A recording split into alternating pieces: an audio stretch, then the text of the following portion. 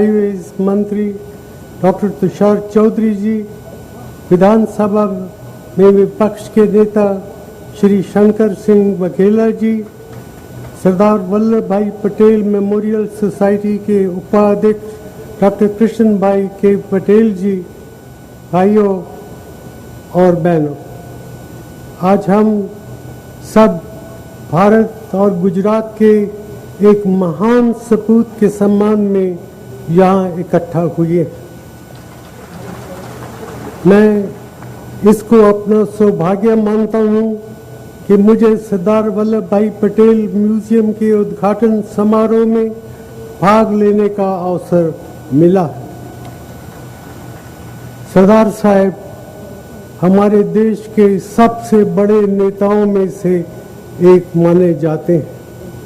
उन्होंने आज़ादी की लड़ाई में एक महत्वपूर्ण भूमिका अदा की और आज़ादी के बाद भारत के उप प्रधानमंत्री के रूप में राजाओं और नवाबों की 500 से अधिक रियासतों को भारत में शामिल करने का काम का नेतृत्व किया। भाइयों और बहनों, ये कहना गलत नहीं होगा कि आज दुनिया जिस एक और अखंड भारत को जानती है, उसकी बुनियाद रखने में सरदार वल्लभ भाई पटेल जी का बहुत बड़ा योगदान था। उनकी इच्छा शक्ति और शासन क्षमता अनोखी थी और इसीलिए उन्हें लौह पुरुष के नाम से जाना जाता है। सरदार पटेल जी का नजरिया पूरी तरह से सेकुलर था। उन्हें भारत की अखंडता में गहरा विश्वास था। उन्होंने कहा था कि पूरा भारत उनका गांव है और सभी संप्रदाय के लोग उनके दोस्त और रिश्तेदार हैं। सरदार पटेल जी एक जमीन से जुड़े हुए नेता थे। उनका जन्म गुजरात के एक ग्रामीण इलाके में हुआ। उन्होंने हमेशा सामाजिक और आर्थिक रूप से पिछड़े हुए लोगों और ख़ास तौर पर किसानों की भलाई के लिए उम्र भर काम किया। खेड़ा, बरसात और बारदोली के किसानों की उन्होंने जिस तरह से संगठित करके सिविल डिसोबीडियंस मूवमेंट में शामिल किया, उसे आज भी याद किया जाता है। भाइयों और बहनों, ये हम सब का सौभाग्य है कि हम सरदार पटेल जैसे नेता के काम और जीवन से सीख और प्रेरणा प्राप्त कर सकते हैं। मुझे इस बात की और भी खुशी है कि मैं जिस राजनीतिक दल का सदस्य हूँ, सरदार पटेल का संबंध भी उसी राजनीतिक दल से रहा। उन्होंने जिंदगी भर भारतीय राष्ट्रीय कांग्रेस को मजबूत बनाने के लिए भरपूर काम किया। वो कांग्रेस के कराची सेशन में पार्टी के अध्यक्ष भी चुने गए। हम सब का ये कर्तव्य बनता है कि हम अपने देश की जनता को और ख़ासकर नौजवानों को सरदार पटेल के जीवन और उपलब्धियों से और बेहतर तरीके से वाकिफ कराएं, ताकि वो उन आदर्शों और मूल्यों को अपना सकें जिनका पालन सरदार पटेल ने जीवन भर किया। मेरा मानना है कि आज जिस म्यूज़ियम का उद्घाटन हो रहा है, वो इसी दशा में काम करेगा। मैं सरदार वल्लभ भाई पटेल मेमोरियल सोसाइटी के अध्यक्ष और मेरे कैबिनेट साथी श्री दिनशा पटेल और उनकी टीम को म्यूज़ियम के निर्माण के लिए और राष्ट्रीय स्मारक को अपग्रेड करने के लिए हार्दिक तौर से बधाई देता हूँ। इस म्यूज़ियम में सरदार पटेल और आज़ादी की लड़ाई से संबंधित लगभग 1000 से ज़्यादा फोटोग्राफ्स, सरदार पटेल के भाषण, उनके पत्र और उनके व्यक्तिगत उपयोग में आई वस्तुएं उपलब्ध रहेंगी।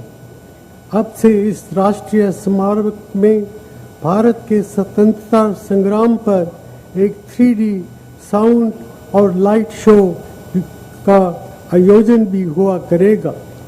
भाई और बहनों, आज़ादी की लड़ाई और आज़ादी के बाद के कुछ वर्षों में जिन नेताओं ने हमको नेतृत्व प्रदान किया, उनका कद निश्चय ही बहुत ऊंचा था।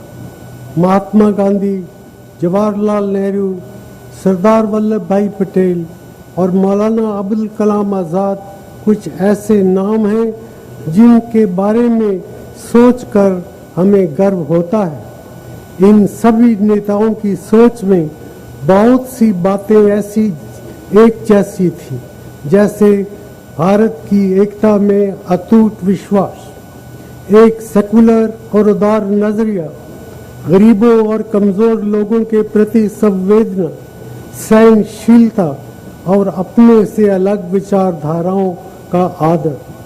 मैं समझता हूँ कि आज जो लोग यहाँ उपस्थित हैं वो इस बात से सहमत होंगे कि ये ऐसे आदर्श हैं जिनकी आज हमारे देश में कुछ कमी दिखाई देती है। इसलिए ये और भी ज़रूरी हो जाता है कि हम समय समय पर रुककर ये याद करें कि वो कौन सी महान सोच है जिसकी बुनियाद पर हमारे देश भारत का निर्माण हुआ था।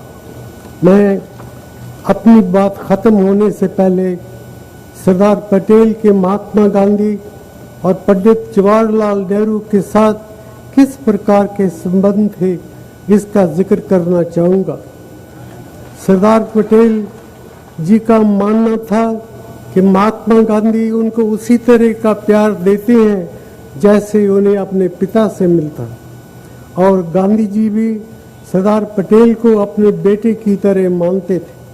दोनों नेताओं ने यरवदा जेल में 1930 के दशक में 16 महीने साथ गुजारे।